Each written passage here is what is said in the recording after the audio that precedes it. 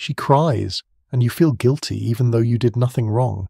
You go silent, then start apologizing just to calm her down, not because you were wrong, but because you're afraid of losing that fleeting moment of peace. Each tear that falls is like an invisible blade, slicing into your sense of responsibility. You start asking yourself, am I being too cold, or am I really the one who's hurting her?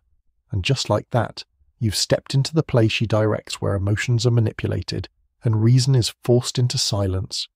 You no longer speak the truth, you just try to survive the storm of her tears. If that sounds familiar, then you're not in love, you're in an emotional theatre. A performance where every tear is calculated, every hug is staged, and every apology is a ticket for her to keep controlling you. Today, I'll show you how to recognize when her pain is no longer real, but merely an act. At first, she makes you believe you're seeing a soul that needs saving. She tells you that everyone before you hurt her, the careless men, the betrayals, the scars that never healed. You listen, and your heart softens. You want to be different, the man who would never hurt her like they did. She looks at you with grateful eyes, her voice trembling as she recounts her pain. And deep down, you believe you're doing the right thing. In the beginning, everything feels sweet. She makes you feel needed, important, chosen the good one among the bad. You feel like a hero stepping out of the shadows to rescue her from her past. But slowly, that feeling fades. Every time she retells her story, it's not to heal, it's to remind you, you're not allowed to be wrong. You're not allowed to make me sad ever again. You start walking on eggshells every word. Every move has to be careful, because even the smallest slip could make her cry again. And when she does, you bow your head and apologize not because you believe you're wrong, but because you can't bear that sorrowful look in her eyes. You believe her tears are real, but they're not. They're a mask meticulously sewn with the threads of emotion. She doesn't want to be healed, she wants to be worshipped. She doesn't need empathy, she needs power, gained by making you feel guilty. And the moment you believe she's too fragile to be hurt again, you've already stepped into your role, the savior who's never allowed to fight back, and that is when the show begins. Number 1. The saint storyteller. She can make anyone believe she's the most wounded soul in the world. Every story she tells follows the same pattern others hurt her, while she simply endured and forgave. She turns her past into a shield and her fragility into a weapon. Listen long enough, and you'll start believing you have to watch every word you say because even the smallest slip might remind her of her old pain. She says, I've been betrayed. I've been abandoned. I'm terrified it'll happen again. And you, deep down, make a silent vow I'll never be the one to hurt her. But what you don't realize is that she's not telling her story to heal. She's telling it to plant a quiet seed of guilt inside you, making you voluntarily take responsibility for every bit of her sadness. Little by little, you stop saying no, you compromise, you carry the weight, and you become a man who lives according to someone else's emotions. And when you start to feel exhausted, she looks at you with those sorrowful eyes as if you've just broken the heart of an angel. The truth is, she's not innocent. She's just skilled at rewriting the story so that she's always the good one in your eyes.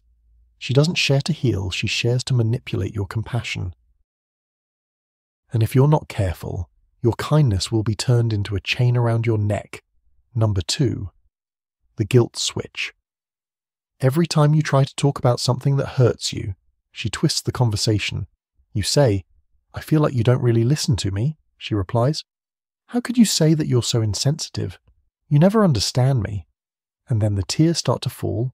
You want to keep explaining, but she breaks down crying, and in that moment, you suddenly feel like the bad guy. You stop talking, step closer, hold her, and just like that, nothing ever gets resolved. The guilt loop begins. Each time you try to speak honestly, she makes you feel wrong just for making her upset. You stop showing your real emotions because you're afraid of hurting her. You learn to self-censor, to stay silent, to carry responsibilities that aren't yours. And the worst part is, you start believing that this is what mature love looks like. But remember this, when emotions replace accountability, truth dies. A woman crying doesn't mean she's right. And if every time you speak your truth she makes you feel guilty, that's not love. It's emotional control disguised as tears. Real love doesn't require silence to keep the peace. It takes two people brave enough to face the truth together. But here, there's only one who talks, one who apologizes, and one who silently endures. And when you apologize just to keep things calm, not because you were wrong, you've already lost the right to be yourself. Number 3, the blame loop.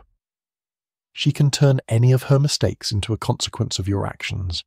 When she grows cold, she says, "I only act this way because you make me feel abandoned." When she gets angry, she says, "I didn't want to, but you forced me to." And then you, without even knowing what you did wrong, end up apologizing. She never has to take responsibility because she's trained you to respond with guilt instead of logic. At first, you think she's just hurt that she needs more patience, more understanding, but over time, you start to realize that every argument ends with the same conclusion. It's your fault, you apologize, she forgives you, and the cycle starts all over again. She doesn't take responsibility for her emotions, she makes you carry them for her. Every time you try to express what hurts you, she twists it, making you feel guilty for daring to upset the one who's already been hurt. It's a subtle psychological game. She uses the role of the victim to become the one in control. Love isn't supposed to be a classroom where you're forced to learn to endure someone else's emotions. A real relationship doesn't need a winner, only two people honest enough to face each other. But in this loop, there's only one person allowed to be fragile, and it's never you. This isn't love, it's guilt conditioning. And if you don't stop it, you'll slowly lose your self-respect, just to hold on to someone who never intends to change. Number 4, the silent punisher. Silence. Sometimes cuts sharper than words. She doesn't yell, doesn't argue.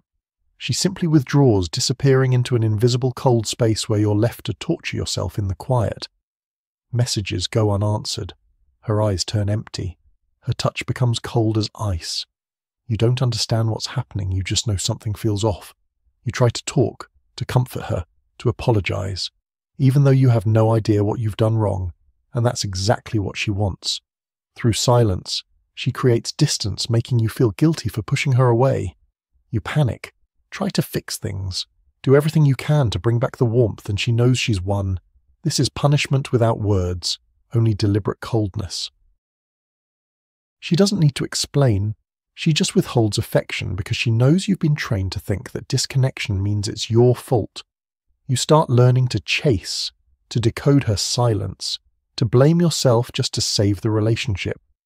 But remember this, a woman who uses silence to control you doesn't need space, she craves power.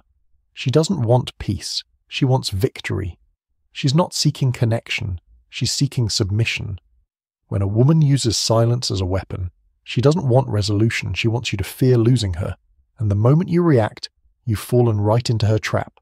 Because the one thing a silent punisher fears the most is when you go silent too. Number 5. The tear tactician. She knows exactly when to cry, not when she's truly hurt, but when she's about to lose control. When you start pulling away, when you stop texting, or even when you simply say, "I'm tired," that's when the tears come. They look sincere, trembling, almost fragile. You stand there, watching the woman who once hurt you now shaking as if she's about to collapse, and in that moment, all your logic fades. You step closer, hold her, and everything resets. But here's a truth most men never admit. Those tears aren't for healing, they're for regaining control. She cries to reset your emotions, to turn a breakup into a promise to try one more time. She doesn't cry because she's losing you. She cries because she's losing her power over you. She knows a man's primal weakness, compassion. When you see a woman cry, your instinct is to protect her. You don't want to be cruel, but that empathy becomes the weapon she uses to keep you. She makes you forget every wound she caused, every reason you ever wanted to walk away. And after the storm of tears passes, she's suddenly fine again. You breathe a sigh of relief, thinking it's over, but a few weeks later, the script repeats, only now, you're weaker. She's trained your emotions like pressing a button.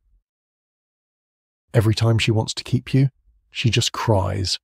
Remember, not every tear means healing. Some tears are born to create guilt.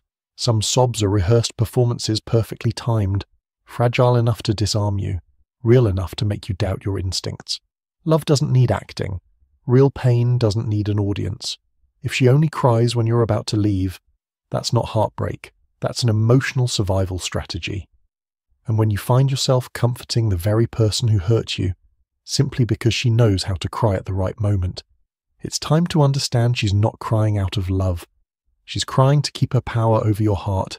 Some tears aren't for healing, they're for control. And if you don't see that soon, you'll stay trapped as a supporting character in her tragic love story, the one she wrote just to keep you there.